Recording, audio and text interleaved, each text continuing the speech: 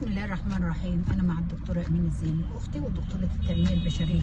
بقول إن التنمية البشرية في مؤسسة النيل العالمية للتنمية وإعداد القادة محور تركيز النهارده. عايزين كل اللي يتضمنا، وإحنا بإذن الله هنعمل شغل جميل على أرض القاهرة وأرض المنصورة ومحافظات الجمهورية كلها.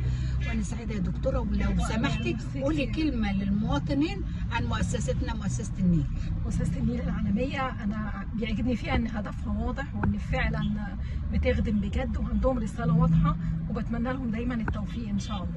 وأخويا اللي من المنصورة يقول اهلا إيه؟ وسهلا بك استاذتنا، المؤسسه الجميله اللي دايما بتدعم الشباب وبتدعم الكوادر وبتوجيهات ناس عظيمه واسماء عظيمه وزي الدكتوره امين الزيني وشخصيات عظيمه في المجتمع بتوجه الفكر وتصنع الوعي. احمد الامين اللي عامل المؤسسه، تحب تقول ايه يا احمد وانت في وسط كوادر جميله؟